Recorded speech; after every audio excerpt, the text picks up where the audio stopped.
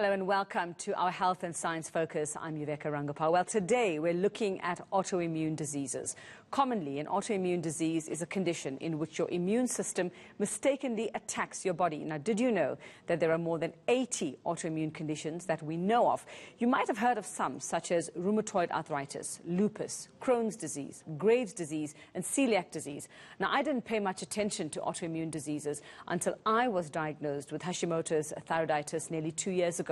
I had mixed emotions when I heard this diagnosis: relief because there was finally an explanation for what I'd been going through for years, and then a bit of panic and anxiety over how this was actually going to change my life.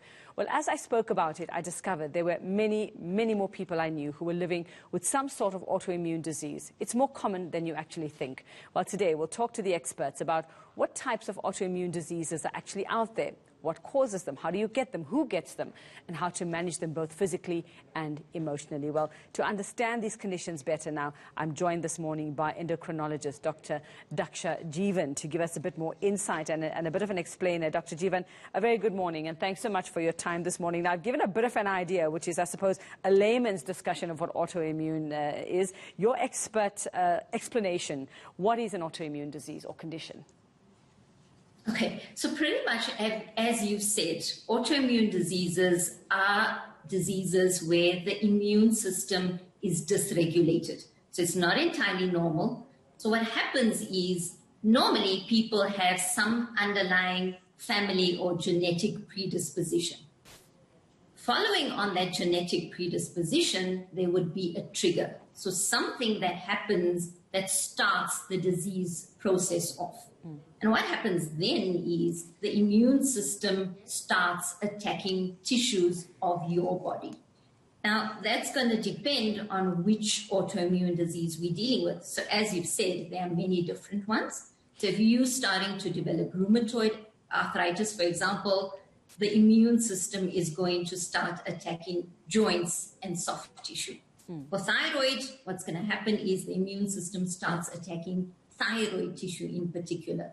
So it's not as if people often believe that with autoimmune disease, the body is attacking all the tissues. But often it's more a specific attack on a particular tissue. Well, Doc, you mentioned things like genetics and triggers and underlying conditions. So generally, what would be the cause? Is it a mixture of those? Is it something that I might have done to cause damage? You know, in our youth, we try all kinds of silly things. We have bad habits, eating habits, living habits. What would cause an autoimmune condition? Or sometimes is it something that is just there and it'll come up at a later stage in life? Okay, so the short answer is it's a mixture. So as I've said, most often, especially with the thyroid diseases, there is a strong genetic component.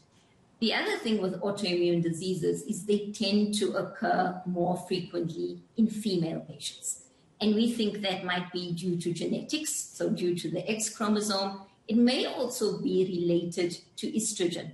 So estrogen is a lady's hormone, and autoimmune diseases in women tend to occur more frequently during the reproductive years. So that would be the underlying, the background. Then as far as trigger, that is going to be more likely something that you may be responsible for. So certain substances, for example, tobacco, smoking may possibly trigger thyroid autoimmune disease. Other things like infections. So it may be an unrelated infection. It may be a throat infection that starts the spiral of abnormal immune responses. Other things that are common triggers are pregnancy. Okay, so women tend to develop more autoimmune thyroid disease after a pregnancy. Stress. Stress is a fairly common one, and this could be physical stress or psychological stress. So it's common knowledge that after wars, we tend to diagnose more Graves' disease and Hashimoto's disease. And this is purely because of the stress associated with war. So in fact, an interesting thought would be after the pandemic, we may possibly be seeing more autoimmune diseases. That's certainly very interesting. What are the common autoimmune diseases that we have seen historically? Like you say, this could change after what we've just been through, after certain events in history and lifetimes as well. But commonly, what are the ones you've seen? Okay, so the joint common diseases are rheumatoid arthritis, lupus, and Sjogren's. For the endocrine system, we fairly commonly see Hashimoto's thyroiditis, Graves' disease. Now, both of those are related to thyroid. With Graves' disease, you develop an overactive thyroid. With Hashimoto's, it's an underactive thyroid. Others related to the endocrine system are diabetes. Now, this would be particularly type 1 diabetes. Yeah. So the autoimmunity attacks insulin, and what happens then is you develop insulin deficiency. Okay, others related may be pernicious anemia, which is a deficiency of vitamin B12. The gut ones include Crohn's disease and ulcerative colitis, which is basically inflammation of the gut. So how would someone know? What are the common symptoms of an autoimmune disease? I mean, with over 80, I'm sure we can't go through the entire list this morning, but what would be the common ones that you would probably see? I mean, for myself, when it came to Hashimoto's, yes, the weight thing was a problem. It was up and down. No matter what I did, I couldn't shake off those extra kilos. My hair was falling as well. I was fatigued. I was in bad moods a lot. If you have to ask my family, I'm sure it's worse than I actually think it was. So commonly, what might one notice? Okay, so it's important to stress at this point as well, as I've said before, the autoimmune diseases will attack a particular organ or a particular system. So it's going to be related to the autoimmune disease that you develop. However, the one symptom that seems to be in common with most or all autoimmune diseases is fatigue. And that generally comes from that attacking of autoimmune system. It seems to be related to an increase in inflammation, and therefore the fatigue comes about. When we're dealing with the thyroid issues, so if you have an underactive thyroid, you may experience an increase in weight, you may experience lethargy, you may have enlargement of your thyroid, you may have falling hair, an abnormality in your menstrual cycle. The thing with autoimmune diseases is they may affect different systems. So it's very difficult for me to generalize and say, these are the symptoms that you should look out for. And in fact, what we do see is autoimmune diseases tend to be diagnosed quite late. And that's because the symptoms are quite general in nature, and often people see doctors, nobody quite puts their finger on it until some time has passed and the disease is recognized. Doc, do we commonly only see autoimmune diseases in adults? Would you find autoimmune in children or pediatric in infants as well? Okay, so far less commonly. As I've said, the commonest time for an autoimmune disease to present is during the reproductive years for women in particular.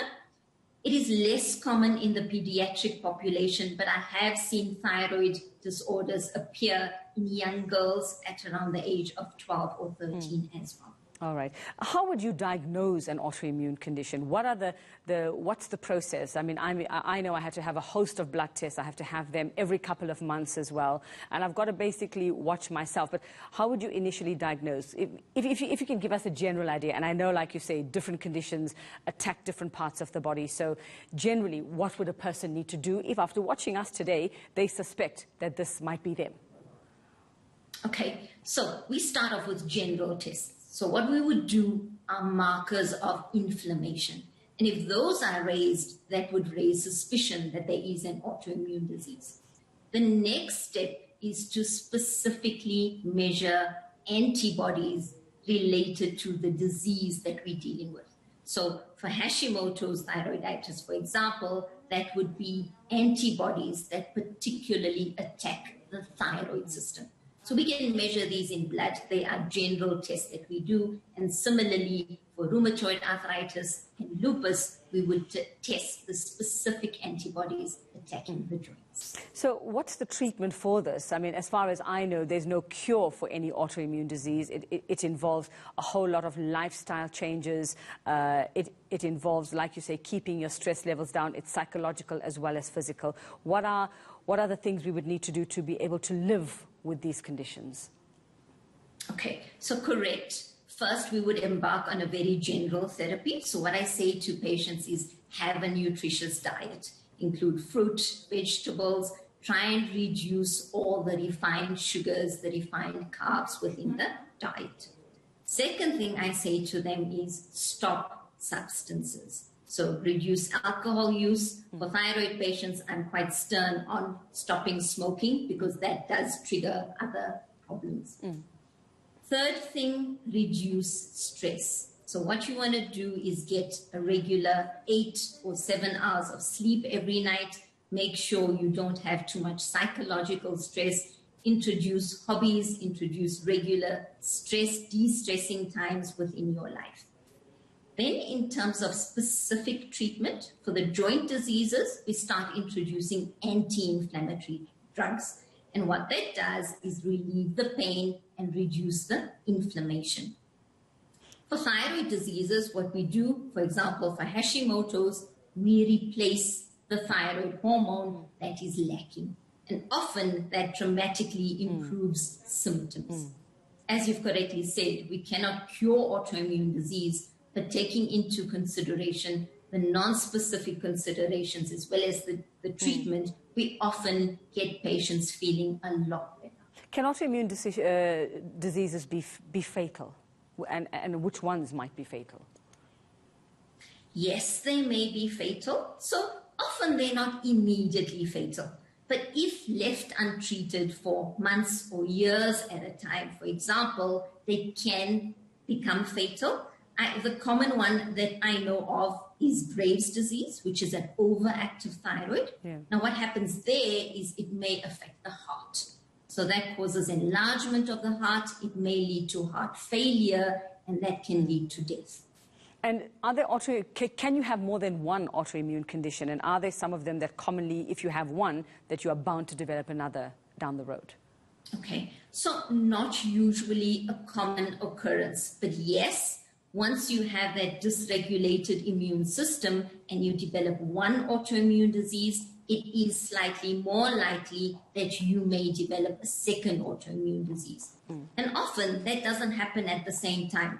It may be spread months or years later. So it is important when you're seeing a doctor for someone to consider that you may have developed a second or third autoimmune condition. And Doc, before I let you go, in this time of COVID and where we are now, obviously people are getting out more and more, people who suffer from autoimmune conditions, have they been even more vulnerable than others? Do they fall into that risk group? Okay, so this is a question that's come up fairly repeatedly. And again, it depends on the underlying autoimmune diseases. So, for example, diseases like rheumatoid arthritis and lupus often involve treatment with steroids. And in fact, it's the treatment that leads to the increased predisposition towards getting infections, not exactly the underlying autoimmune disease. Whereas with thyroid disease, we haven't seen any increase in incidence with coronavirus due to the underlying autoimmune disease. All right, Dr. Daksha Jivan, thank you so much for that explainer. And I think it's very important that you look out for those signs and symptoms, like the doc said, especially now after COVID and while we're still in a bit of lockdown.